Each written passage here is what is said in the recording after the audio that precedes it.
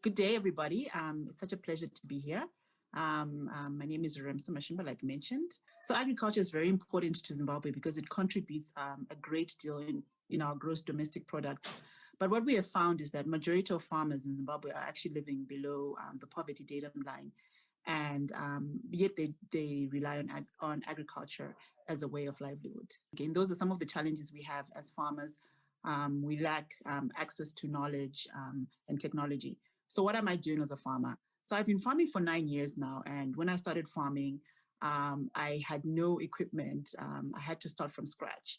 So this is something that's very different farmers in Zimbabwe compared to around the world, where a lot of the times you inherit a farm with some sort of knowledge. So we had to start from scratch and look at how can our unique tools, we have very small farms, how can we commercialize them? So this is why I say we revolutionize communal farming.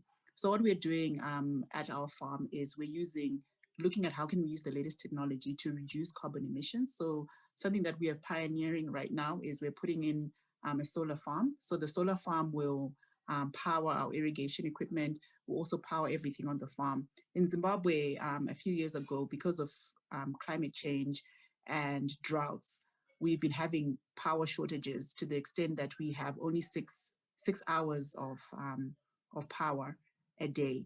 So we've had to look at how can we continue to remain sustainable as a business, as well as taking care of our environment. So we've gone into to invest in solar irrigation, as well as solar panels to power our farm and reduce carbon emissions, as well as create opportunities for people in the community. So one of the projects that we have done, which is Munandi Africa, which you saw on the first slide, is how can we look at our unique way of farming that most farmers that are around me. I'm on a 650 hectare farm. I'm not sure what that is in acres, so that's quite a big farm.